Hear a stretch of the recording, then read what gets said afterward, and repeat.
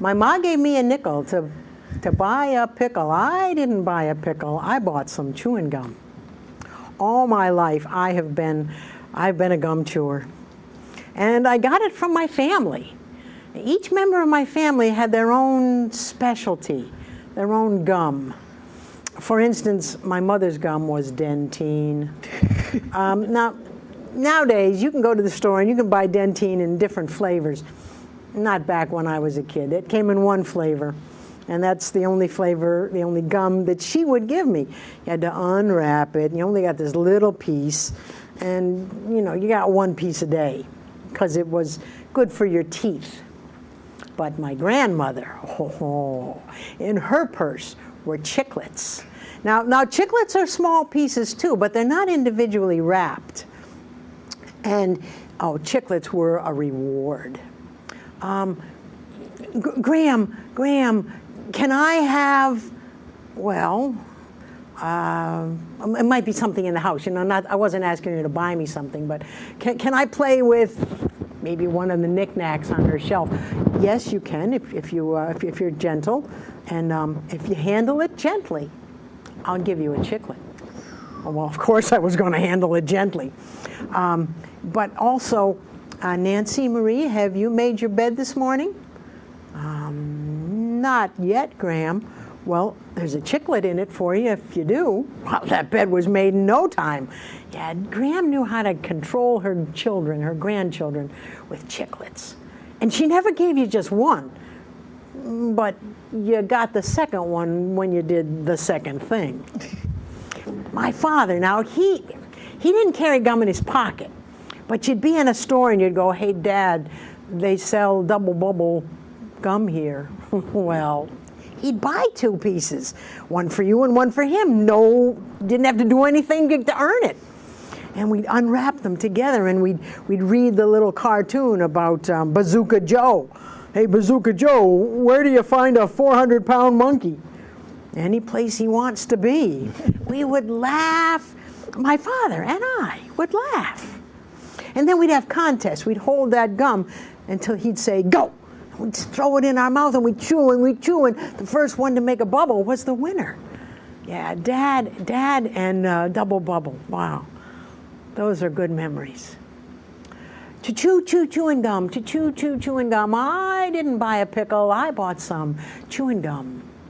You know, not all adults appreciated chewing gum when I was a kid. And one of that class of adults that really did not appreciate chewing gum at all were teachers.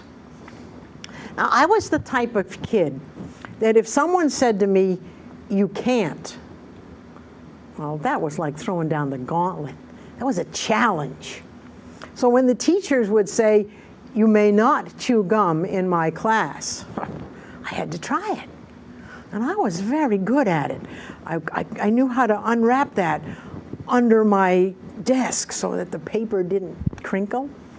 And then I waited until the teacher's back was turned. I'd pop it in.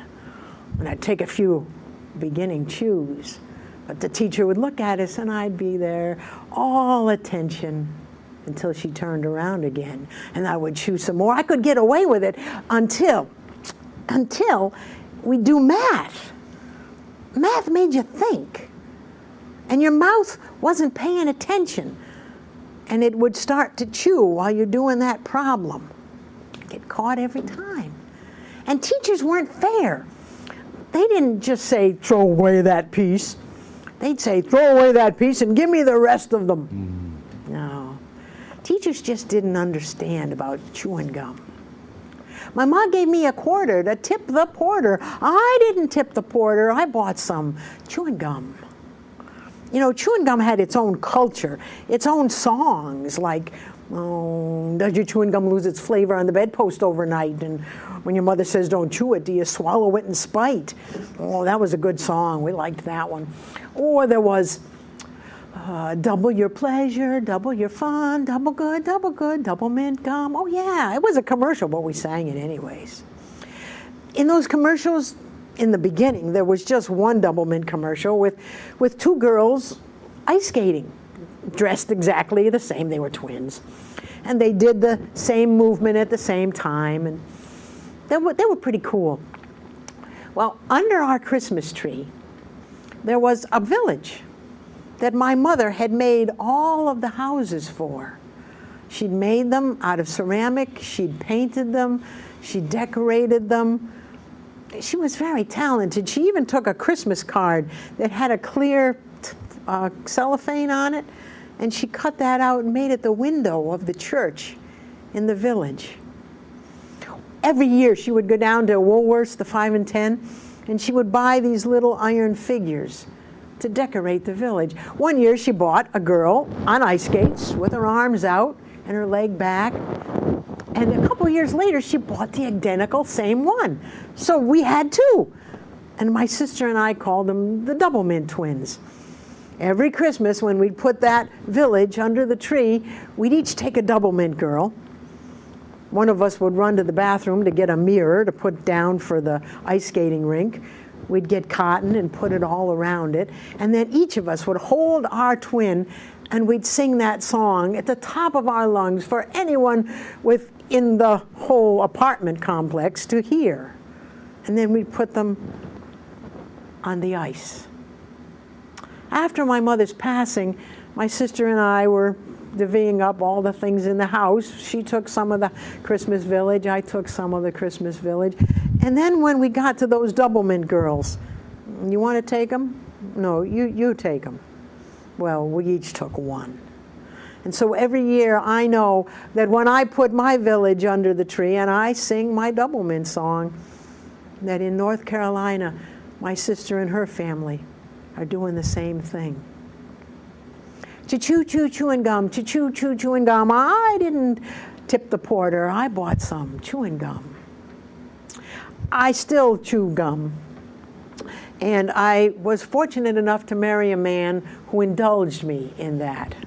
Whenever we would stop on the thruway or go through a store that had a bubble gum machine, he would hand me a quarter. I had my own money, but he would hand me a quarter and say, go ahead, you're going to get a red one. And you know, I'd put that quarter in and I'd get a red one. The man was psychic. He'd give me another quarter and say, I want a white one.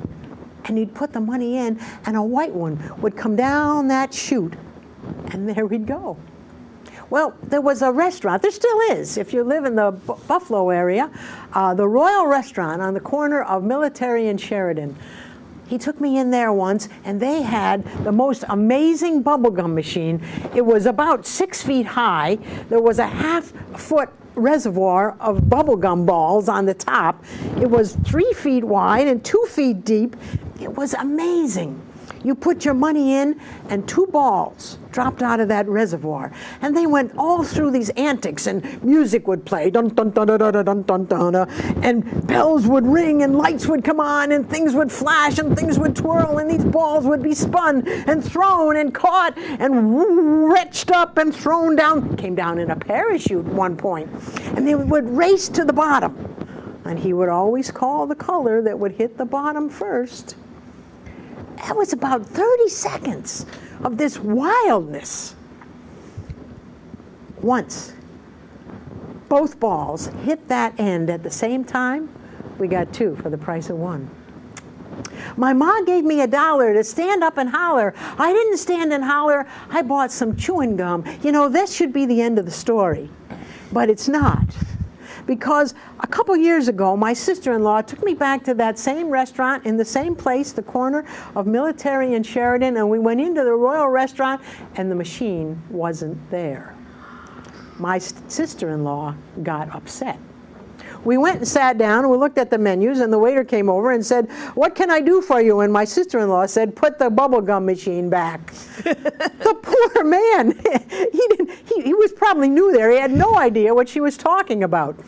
And he said, well, my sister-in-law here wrote a story about that bubblegum machine, and we came to see it, and it's not there. Excuse me, I'll get the manager. The manager came, and Donna, it's okay, Donnie, it's all right. No, it's not all right. You wrote a story about that bubblegum machine, and they should put it back. So that's the end of the story. Choo choo chewing gum, choo choo chewing gum. I didn't stand and holler. I bought some chewing gum.